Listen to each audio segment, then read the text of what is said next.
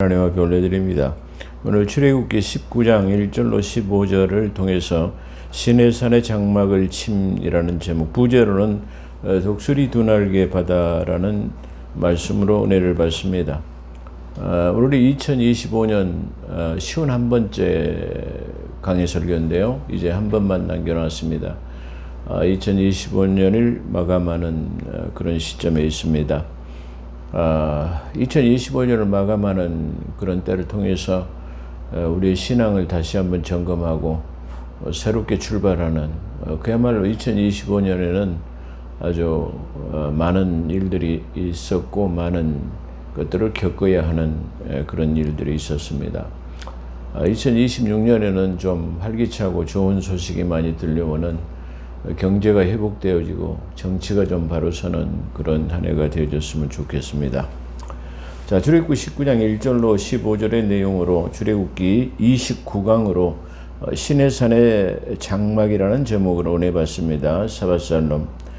부도원 TV와 시청해 주시는 동역자 여러분, 성도 여러분을 축복합니다. 살롬 살롬.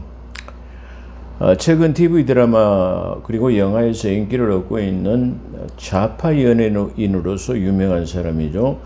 조윤웅 씨라는 분인데요. 그는 청소년 시절에 성범죄를 저지르고 그 강도 사건에 연루됐다고 합니다. 아마 그것이 한두 번이 아니고 상습적으로 그것이 이루어졌었던 것 같습니다. 그래가지고 정혁진 변호사에 의해서 폭로된 것인데요. 강도 사건에 연루되었다는 보도와 함께 연예계에서 은퇴하는 사건, 이제 나 은퇴하겠다 이렇게 선언하고 은퇴를 했다고 합니다. 그런 이름을 개칭하고 개명하고 의로운 독립투사나 선한 배역을 주로 맡아가지고 그런 일, 자기 자신을 본래의 모습을 감추고 그렇게 활동해 왔지만 결국에는 밝혀지게 되고 결국은 불명예스러운 은퇴를 선언하게 된 것입니다. 악은 아무리 선을 가장한다 할지라도 종국에는 그 진실이 드러나게 되는 것입니다. 자, 그러므로 우리는 어려운 때일수록 이렇게 힘든 시기일수록 우리는 정도를 가야 합니다. 어렵고 힘들다고 해가지고 아무렇게나 살거나 거기에 편승하게 되면, 잘못된 일에 편승하게 되면 기존의 그런 페이스, 자기가 가지고 있는 정신세계가 황폐해질 수밖에 없습니다. 그렇기 때문에 그런다 할지라도 우리는 자기가 맡은 바 본분을 다해야 하고 자기 맡은 일에 최선을 다하고 흔들리지 않고, 그럴수록 더 정도를 가고 믿음으로 사는 삶이 요구되어진다, 이렇게 말할 수 있습니다. 자, 이스라엘 백성들은 10번째 유전하게 된 것이 르비딤이라고 그렇게 말씀드릴 수 있습니다.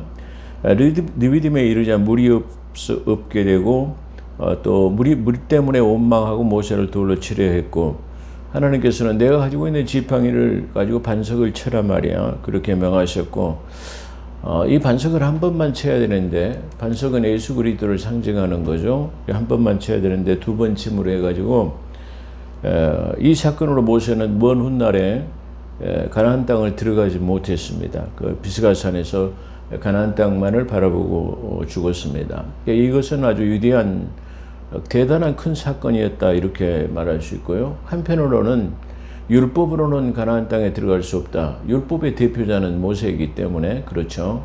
그렇기 때문에 율법하면 모세, 복음하면 예수 그리스도, 은혜와 진리는 예수 그리스도다, 그렇게 말씀드릴 수 있습니다. 그렇기 때문에 먼 훗날에 그는 가나안 땅에 들어가지 못했습니다. 자, 르비딤에 머무는 동안에는 아말렉과의 전쟁을 치르게 되었습니다. 이 여호수아가 나가서 전쟁을 치르는 동안 이 모세가 손을 들게 되면 승리하게 되고 손이 내려오면 지게 됐습니다. 그래서 아론과 훌이 그 큰 돌멩이를 굴려와 가지고 모세를 앉힌 다음에 양쪽에서 그 두 손을 들어 올려 가지고 손이 내려오지 않자 승리했다고 하는, 그 승전가를 울렸다고 하는 그 기록이 그 17장 르비딤의 사건에서 일어났습니다. 그렇다고 하면 18장은 자기 장인 이드로라고 하는 사람이 모세가 하루 종일 재판하는 것을 보고 사법제도를 세울 것을 말했습니다. 제안을 한 거죠. 그래서 10부장, 100부장, 1000부장을 세워라. 그렇게 해가지고 그것도 힘들면 그 다음에 네가 재판을 해라. 이걸 하나님 앞에 상주해라 말이야. 하나님 앞에 말씀을 드려가지고 하나님께서 허락하시면 그렇게 해라. 이렇게 해가지고 18장은 사법제도가 실제적으로 체계가 세워지게 됐다. 이렇게 말할 수 있습니다. 그렇기 때문에 지금 이제 이스라엘 백성들도 하나님께서 구원해 내시고 이제 사법제도도 이제 세워지게 됐어요. 그렇다고 한다면 이 한 나라의 국가로 성장하기 위해서는 법이 필요하죠. 그래서 이제 당연히 율법이 필요하겠구나. 그렇다면 그 다음에는 땅이 필요하겠죠. 그래서 가나안 땅으로 진군에 들어가는 그런 모습. 그래서 자유민주주의라고 하는 한 국가는 첫째는 국민이 있어야, 주권 국민이 있어야 되고, 두 번째는 헌법이라고 하는 법이 있어야 되고, 그 다음에 세 번째로는 영토가 있어야만이 독립국가다. 이렇게 말할 수 있는 중요한 부분이다. 그렇게 볼 수 있습니다. 그렇기 때문에 18장은 이 사법체계가 채워지는 것을 말하고 있고요.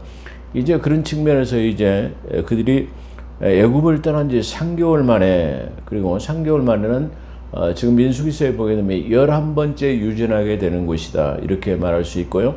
이 신의 산은 하나님의 산이라고 하는 호렙산, 신의 산, 호르산이라고도 하는 그 신의 산, 하나님의 산에 정착했다. 그렇게 말씀드릴 수 있어요. 그렇기 때문에 어떻게 보면 이제 전쟁도 치르고 애굽도 다 따돌리고 전쟁도 괴롭게 하는 전쟁도 치르고 이게 어떻게 보면 이제 하나님의 백성으로 출범해야 하는 것들을 이게 여기서 재정비해 가지고 하나님의 백성으로 살아나가야 된다. 이렇게 지금 말하는 거예요. 그러니까 우리는 우리의 삶 속에서 믿음을 가지고 있는 것은 새롭게 변화되는, 다시 말하면 우리의 삶 속에서 터닝 포인트라고 하는 돌아섬의 반전이 있어야 돼요. 그래서 이렇게 우리가 나태하고 게으른 삶이 아닌 늘 우리가 마음을 새롭게 해서 변화를 받는 그런 삶이어야 된다. 그래서 지금 이스라엘은 이제 정비가 필요한 것이다. 그렇게 말씀드릴 수 있어요. 그래서 이 신의 산에는, 이 신의 산에서 19장의 내용은 그들의 이게 다시 말하면 애굽에서 종살이하던 간습들, 이런 구습들을 다 완전히 버려버리고 새롭게 하나님의 백성으로 태동되는 것이다. 그래 준비하는 과정이다. 그래서 오늘 이 말씀의 내용에서는 너희가 이게 이 3일 동안의 준비를 해란 말이야. 몸도 깨끗이 씻고 옷도 깨끗하게 정갈하게 해가지고 구별된 하나님의 백성으로 있으란 말이야. 그래야 내가 너희하고 만나겠다. 내가 너희를 내 백성으로 삼겠다라고 하는 내용이 있습니다.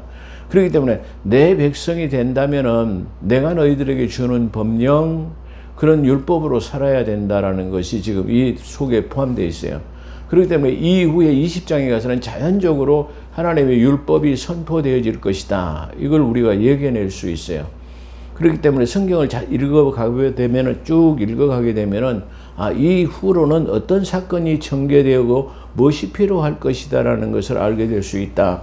이렇게 말씀드릴 수 있어요.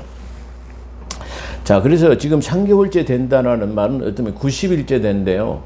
90일 동안에 11번째 유진을 했다고 한다면 약 9일 내지는 10일 만에 한 번씩 그 장막을 옮겼다. 이렇게 볼 수 있어요. 그러니까 먼 여행을 하고 며칠 거기서 쉬었다가 다시 재충전하고 떠나고 이렇게 그런 과정에서 이게 3개월 만에 하나님의 산, 이 신의 산에 지금 이르게 되었다. 이건 지금 그걸 말하게 되는 겁니다. 근데 하나님께서는 애굽에 있는 너희를 어떻게 내가 인도했냐라고 이게 표현하면 하나님께서 독수리가 두 날개를 받아 인도한 것처럼 너희를 그것으로 내가 인도했단 말이야. 근데 그걸 너희가 그런 방법으로 인도한 것을 너희가 친히 목격했단 말이야. 그러니까 저 애굽에서 출애굽하고 홍해바다를 가르고 그 누구냐? 이 애굽의 군대들을 다 수장시키시고 또 여기서 아말렉 군대를 물리치고 물이 없을 때에 그 무리바 물가에서 다툼해서 반석을 쳐가지고 샘물이 나게 하고 또 밤에는 만나를 이게 새벽에는 만나를 내려가고 너희를 먹을 수 있도록 이런 기이한 일들을 다 너희가 목격했단 말이야. 그건 마치 이 독수리가 새끼를 말이야, 이 날개에다가 안고 이렇게 딱 보호해가지고 오는 것처럼, 그렇게 독수리 두 날개 받아와가지고 온 것처럼 너희를 여기다 인도했단 말이야. 근데 이거는 장차 이 출애굽의 사건은 다시 재현될 것입니다. 재현될 것입니다. 왜 그러냐면은 이 요한계시록에 보게 되면은 또 다시 저 유대 민족이라고 하는 저 유대 민족을 독수리 두 날개 받아 어떤 광야로 옮겨 가지고 하나님께서 만나를 내리신 것처럼 또 부양하겠다라고 하는 내용이 요한계시록에 나옵니다. 그렇다고 한다면 그런 출애굽의 여정 같은 사건들이 다시 재현될 것이다 라고 그렇게 말씀하고 있다. 그렇게 하면 우리가 볼 수 있다. 이렇게 볼 수 있는 그런 장면입니다. 그래서 하나님께서는 지금 내가 너희를 독수리 두 날개 받아가지고 인도했다. 그렇게 말하면서 세계가 다 내게 속하였단 말이야. 모든 이 우주 만물, 모든 세계가 다 내 것이다 말이야. 근데 그렇다고 한다면 내 것 가운데서 너희는 내가 특별한 내 소유물, 내 것으로 내가 삼겠다. 그러면 어떻게 하면 삼겠다라고 하는 것을 여기서 말하는데, 내가 내 말을 잘 듣고 내 언약을 지키면, 그렇게 말하고 있어요.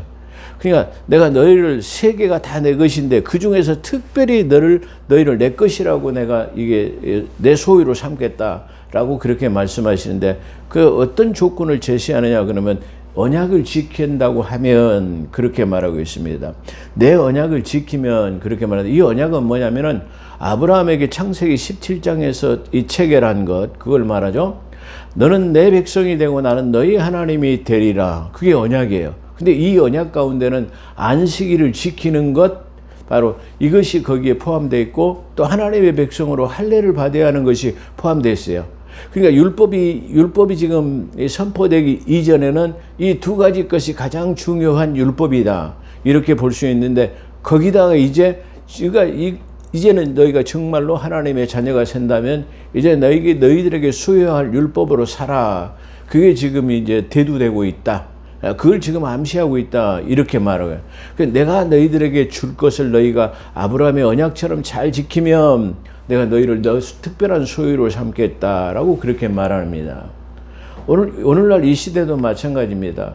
우리가 하나님의 뜻대로 사는 자라야만이, 물론 구원을 받았다 할지라도 하나님의 뜻대로 살지 못하는 사람들도 있죠. 그렇지만 구원을 받은 연후에 하나님의 특별하신 그것들을 다 지키고 하나님을 사랑하고 살아가면은 하나님께서 그를 특별한 소유 삼는다. 이렇게 우리가 생각해 볼 수 있습니다. 그렇기 때문에 구약이나 신약은 하나도 우리에게 버릴 것이 없는 우리에게 교훈이 되는 것이다. 이렇게 말할 수 있어요. 그래서 내 언약은 아브라함과 맺은 언약으로서 옛 언약은 구약을 말하는 것이죠. 그래서 성경을 구약과 신약으로 나누는 옛 언약, 새 언약, 이래서 구약과 신약 이렇게 나눠지고 있다. 이렇게 말할 수 있습니다. 그렇기 때문에 너희는 내 백성이 되고 나는 너희 하나님이 되리라. 그러니까 오늘날은 나는 너희 하나님이 되고 너희는 내 자녀가 되리라. 그러니까 구약과 신약은 다르죠. 구약은 백성이 되는 것이지만 신약은 패밀리, 다시 말하면 자녀가 되는 독특한 의미를 가지고 있어요. 그렇기 때문에 구약에서의 백성과 오늘 신약에서의 하나님의 자녀는 아주 신분 상승의 엄격한 그런 방법을 갖고 있고, 그렇게 자녀 삼았기 때문에 더 특별한 은혜와 사랑으로 우리를 이끌어 주실 것이라는 그 내용들이 거기에 함축되어 있다. 이렇게 말할 수 있습니다. 이 언약을 말씀하시는 것입니다. 아브라함의 언약을. 그러므로 너희는 모든 민족 중에서 내 소유가 되리라. 근데 그렇게 하면 내가 앞으로 너희가 아브라함의 언약을 지킨 것처럼 내가 명령한 것들을 다 지키면 내가 너희를 특별한 소유 삼겠다라는 그런 말이에요. 그래서 너희는 모든 민족 중에서 내 소유가 되리라. 세계 모든 것이 다 하나님께 속한 것이지만 다 그건 나하고는 아무 상관이 없어. 그렇지만 너는 특별하고 나하고 관계성이 있는 그런 사람이 되겠다. 그런 말이에요. 시편에 보면은 내가 너와 관계된 것들을 모든 것을 완전케 하시겠다라고 말해요. 하나님의 특별한 소유가 되면 우리가 살아나가는 과정 속에서의 나와 관계된 일을 하나님께서는 전부 다 완전케 하세요. 그런 신앙과 믿음을 가져야 돼요. 내가 하는 일에 나하고 관계된 모든 이게 인간관계 그리고 직장 그리고 모든 일들이 다 나하고 연관이 되었어요. 이런 것들을 완전케 하시는 분이 하나님이에요. 직장에서도 이 상사와 교우들의 관계, 또 모든 물질적인 문제, 모든 질병들, 모든 것이 만약에 나하고 다 연관되었다고 한다면 그것을 완전케 하시는 분이 하나님이다. 그게 어떻게 보면은 하나님의 독특한 소유 삼은 것이다. 이렇게 말할 수 있어요. 독특한 소유를 삼았기 때문에 하나님께서 네가 관계된 것은 내가 책임져 줄게 하는 것은 당연한 이치다. 이렇게 한번 생각해 볼 수 있습니다. 6절. 너희는 내게 대하여 제사장의 나라가 되고, 중요하죠. 제사장의 나라가 되고 거룩한 백성이 되리니 너희는 이 말을 이스라엘 자손들에게 전해라. 자, 너희는 내가 특별한 소유를 삼지만 그 특별한 소유를 삼는 이유인 것은 내가 너희를 제사장의 나라로 삼으려고 한단 말이야.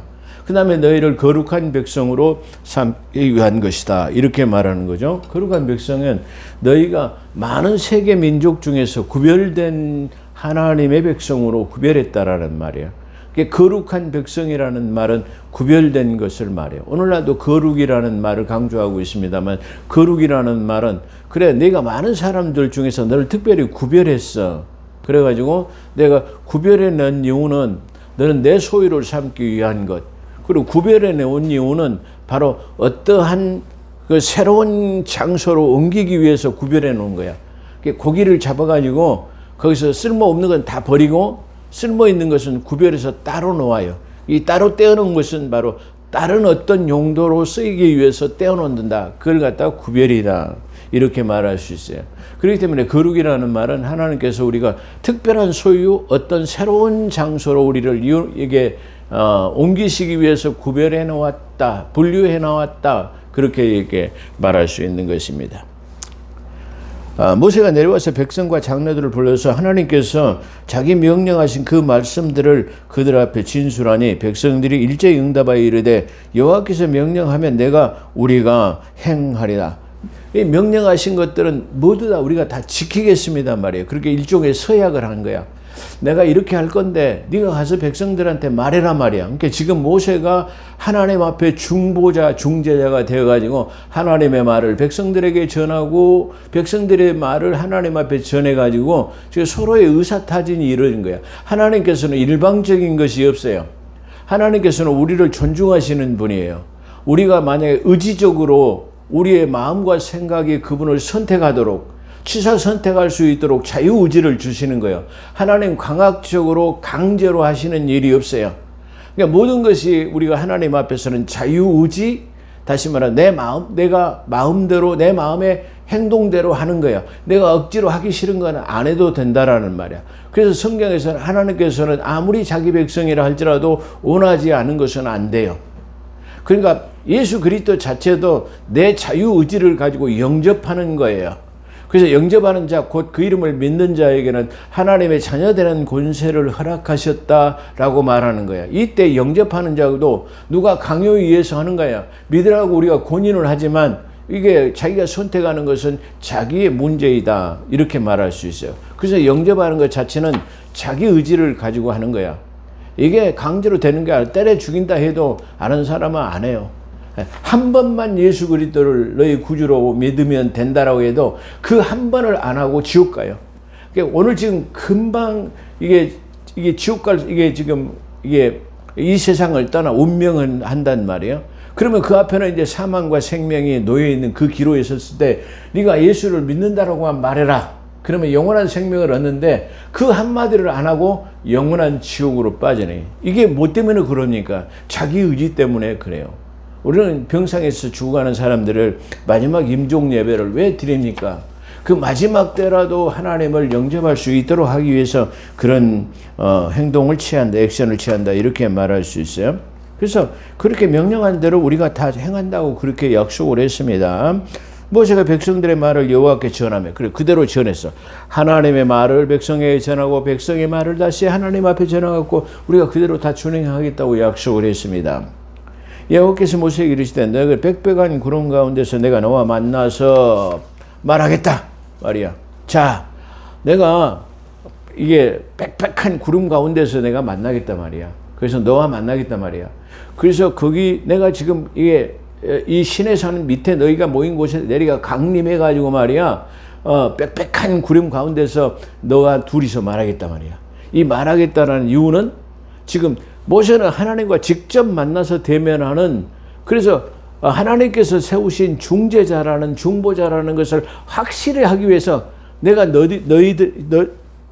이 백성들을 너를 믿는 믿음이 있게 하고 그들에게는 너를 하나님같이 하게 하기 위해서 이렇게 하신다, 그런 말이야.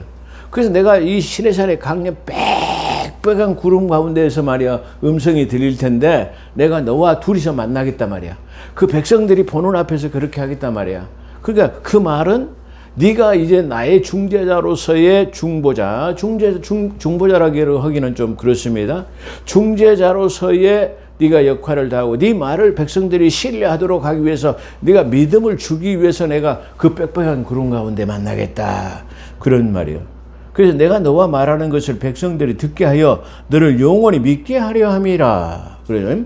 모세가 백성의 말을 여호와께 아뢰므로 백성들이 그렇게 하겠다고 합니다라는 말이 거기는 함축되어 있어요. 뒷면에 보면은 쭉 그 말이 들었어요. 가서 말했어요. 그렇게 하겠습니다라는 말이 함축되어 있단 말이에요. 문헌상은 그렇게 나와 있지 않지만 그 말이 포함되어 있다, 이렇게 말씀드릴 수 있어요.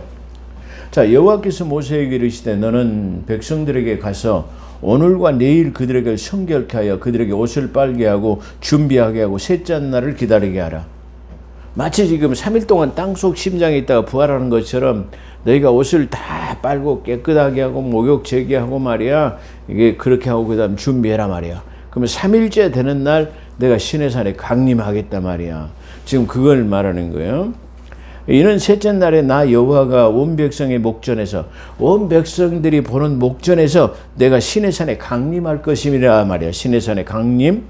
강림은 뭘 우리가 지금 이 시대를 살아가면서 뭘 말하죠? 재림을 말하잖아요. 재림. 그러잖아요.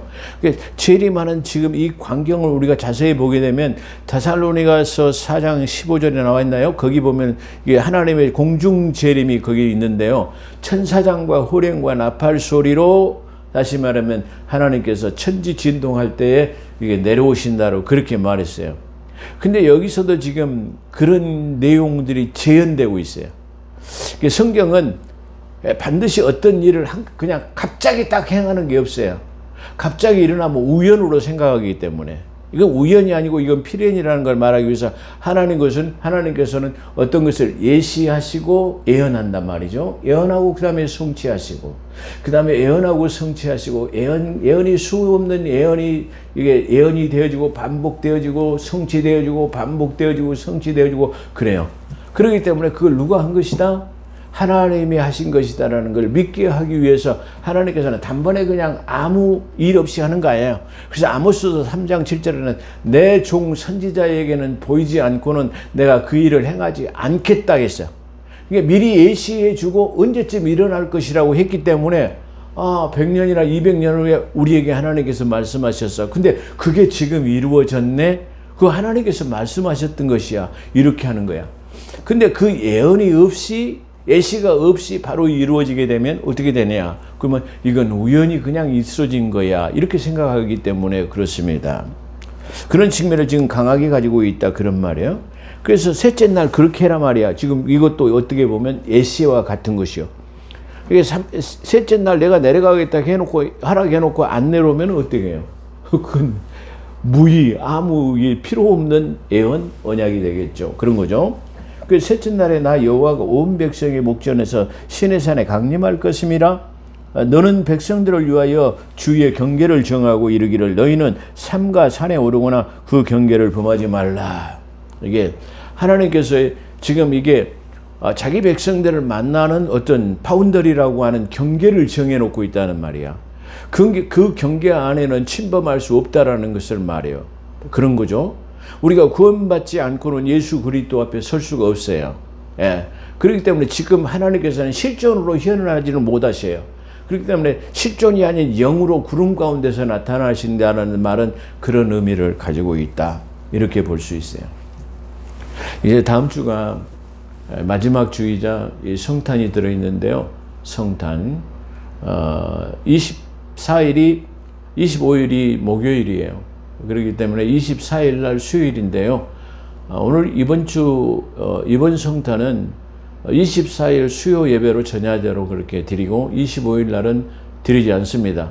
그렇기 때문에 24일 전야제 수요일 예배는 다 참석하셔가지고 하나님 앞에 영광을 돌리면 될 것으로 그렇게 생각이 됩니다. 그래서 너희는 산과 산에 오르거나 그 경계를 정한다 그래요. 그러잖아요. 대통령도 어디 내려가면은 대통령이 지나가는 데는 딱 경계를 서가지고 침범하지 못하도록 하잖아요. 근데 만왕의 왕이신 하나님이 내려오는 데는 당연한 것이다. 근데 여기서는 그보다 더 큰 의미는 지금 구원받은 백성들이 지금 운집회에 있는 이 바운더리를 정하는 것이다. 이렇게 한번 볼 수 있어요. 그렇기 때문에 그 하나님의 임재 안에 우리가 강림하심 안에 우리가 들어가지 못하면은 우리는 영원한 구원에서의 낙오될 수밖에 없다라고 그렇게 생각해 볼 수 있어요. 제가 그 말은 될 수 있으면 좀 안 할까 그렇게 좀 생각했는데요. 우리나라에서 제일 큰 대형 교회죠. 그 교회 목사님이 지난주 14일 설교가 예수 다시 오심이라고 그렇게 표현했어요. 근데 예수 다시 오심을 갖다가 철임 때 길을 곧게 하고 평탄케 하라 그런 내용으로 막 설교하시고 마음을 곧게 해야 되고 평탄케 해야 되고 깨끗하게 살아야 되고 뭐다 어찌해야 되고 어쩌고 저쩌고 이러쿵 저러쿵 얘기를 하더라고요. 근데 안 맞는 말입니다.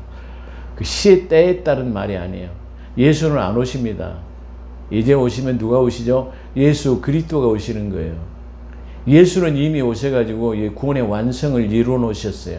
그래서 히브리서 9장 28절에 뭐라고 말했어? 예수 그리스도 다시 오시면 죄와 상관이 없이 두 번째 나타나시리라고 그랬어요. 두 번째 오실 때는 죄의 문제를 해결하러 오시는 게 아니에요. 죄와 상관이 없이 그를 바라는 자들에게 오시겠다고 그렇게 말해요. 그래서 초림의 서신서의 다시 말하면 말씀과 재림 서신의 말씀과는 경로가 전혀 다릅니다. 초림에는 순결한 양으로 오셔가지고 평탄케 하고 곧게 하고 그 왕국을 소유할 것에 대해서 십자가의 부활의 사건을 말하지만은 다시 오실 때는 뭐라고 오셔요? 천둥 번개와 우레로 심판하러 오셔야 산들아 우리를 피해라 할 정도로 그런 강림이 이루어지는 거야. 그러니까 지금 이분들이 초림의 상황과 재림의 상황을 전혀 모르고 그냥 뒤죽박죽 돼가지고 막 그걸 해요. 그래가지고 그 대형께 수십만이 모여있는 이 사람들이 말이야. 아멘, 아멘 하고 자빠졌네. 참, 정말로 한심하기가 그지없고, 왜 그런 메시지가 지금 이 한국교회에 통할까요? 그건 그만큼 지금 우리 한국교회 다시 말해 믿음의 이게 척도가 믿음의 수준들이 아주 그야말로 초보신앙과 같은 거야. 그래서 사도 바울이 너희가 언제까지 초보신앙에 머물 거냐 말이야. 마땅히 지금은 선생이 되어 있어야 할 텐데 말이야. 지금도 어린아이와 같은 신앙을 가지고 있냐? 지금도 저주로 해야 되느냐 말이야. 지금은 딱딱한 식물을 먹어야 하는 그런 상황이다 라고 그렇게 말하는 거야. 여러분 성경을 보십시오. 초림의 상황은 길을 평탄케 하고 예비하고 준비하고 그래야 되는 거야. 근데 재림은요 심판으로 오신다고요. 그래서 첫 번째 오심은 뭐예요? 어린 양으로 오셔요. 근데 두 번째는 뭘로 오시죠? 찢는 사자로 오신다라는 말이야. 왜 그걸 모르나요? 그래서 예수 그리스도를 뭐로 평정하죠? 자, 초림은 어린 양으로 상징합니다. 번제로 드려가지고 자기 피를 통해가지고 우리의 모든 죄를 대속했기 때문에 그렇습니다. 두 번째는 이제 내가 너희를 피 흘려서 구원했는데 아직도 그걸 믿지 못한단 말이냐? 그때 오실 때는 바로 재림할 때는 찢으러 오세요. 심판하러 오세요. 그런 무서운 말씀이 들어있는데 그걸 모르는 이유는 바로 뭐요? 지금 재림과 마치 나는 예수 다시 오심이라고 해놓고 이분이 그래도 뭔가 좀 정신이 들었나 그렇게 생각하고 좀 들어봤어요. 그랬더니 그야말로 허무맹랑한 그런 그냥 어불성설 같은 그런 얘기들을 하고 있어요. 근데 그게 지금 대형 교회라고 하는 곳에 이게 예, 우리나라 심장부에 있는 그런 교회에서 그게 통하고 있다라는 말이에요. 에? 거기에는 말이에요, 유명한 정치인들도 말이에요, 참여하고 말이야. 작년에 12월 3일가 한동훈이도 그 예배 드리는 것들이 유튜브에 노출되기도 하겠습니다만은 그런 거 안 됩니다. 지금은요, 어떻게 보면 예수 오시면 아기 예수 오시는 거, 그걸 그냥 기념하는 겁니다. 근데 지금은 아기 예수 오신 것이 아니고 다시 오실 예수 그리스도 찢는 사자로 오신 다시 오심을 바라는 게 진정한 이 시대에 맞는 메시지다. 이걸 한번 우리가 생각해 볼 수 있습니다. 사랑하는 성도 여러분, 깨어나십시오. 깨어야 됩니다. 하나님의 말씀을 우리가 깊이 있게 연구해야 돼요. 그래서 사도 바울은 깊이와 넓이와 높이가 어떠한 것을 너희가 깨달아라 말이야. 그렇게 주문하는 거예요. 근데 아직도 초보 신앙에 머무르기 때문에 그런 게 지금 통하고 있다라는 겁니다. 재림과 이게 다시 말 초림을 구분하지 못하고 초림의 메시지와 구약의 재림의 메시지를 이해하지 못하기 때문에 그런 얘기가 나온 것이다. 이렇게 한번 볼 수 있습니다. 여기서 우리가 이게 산을 침범하는 자는 반드시 죽음을 당할 것임이라. 그런 자에게는 손을 대지 마라. 손도 대지 말아라 말이야. 네 손이 더러우니까 말이야. 그런 자는 뭘로? 돌로 쳐 죽이라 말이야. 그리고 멀리 화살로 쏴서 죽이라 말이야. 그리고 죽이게 하고 짐승이나 사람을 막론하고 살아남지 못하게 하라 말이야. 경계를 정해갖고 오르지 못하도록 하는 거죠. 그렇게 하고 나팔을 길게 불거든 산 아래 내가 이를 것이니라. 주님의 강림이 뭘로 이루어진다고요? 나팔 소리로 강림하신다라고 그래요. 그러죠? 여기서 우리가 눈여겨볼 것은 강림하심과 나팔의 관계입니다. 아까 데살로니가전서에도 말씀드린 것처럼 주님의 재림 때도 천사장의 호령과 나팔 소리로 재림이 이루어집니다. 근데 여기서도 이게 강림할 때는 하나님이 뭐가요? 나팔 소리가 있다라는 말이에요. 그러니까 여기서 나팔은 천사장의 나팔이 분명합니다. 왜 그러냐면은 이스라엘의 진중에는 지금 나팔이 없습니다. 민수기서 10장에 가서야 하나님께서 모세에게 통해서 나팔의 2개를 만들어라. 하나는 길게, 하나는 짧게 말이야. 이렇게 그걸 이게 만들어라. 그렇게 말씀하셨기 때문에 지금 이게 시내산에 막 도착한 이들에게는 뭐냐? 지금 나팔이 없어요. 그렇다고 한다면 지금 이 길게 부는 나팔은 천사장의 나팔이 분명합니다. 데살로니가 전서에 나오는 그 나팔하고 동일한 나팔이다. 이렇게 볼 수 있어요. 그런 측면에서 제가 말씀드린 것처럼 지금 이 구약의 강림이 신약에 다시 말하면 강림하고 다시 똑같은 연관선상을 갖고 있고 똑같은 것들이 재현될 것이다라는 말은 바로 그런 측면이다. 이렇게 말씀드릴 수 있어요. 자, 모세가 산에서 내려와 백성들에게 이르러 내게 백성을 성걸케 하니 그들이 자기 옷을 빨더라. 예? 모세가 백성들에게 이르러 준비하고 셋째 날을 기다리더라. 자, 오늘 본문 중에서 우리가 알 수 있는 것은 언약 백성은 언약을 지켜야만 하나님을 만날 수 있다라는 말이야. 그걸 지키고 하나님이 명령한 것들을 지켜야만이 자기 소유를 삼겠다고 하는 것입니다. 오늘날의 그리스도인들도 새 언약을 지켜야 주님의 소유가 되는 것이고 주님의 자녀가 되는 거예요.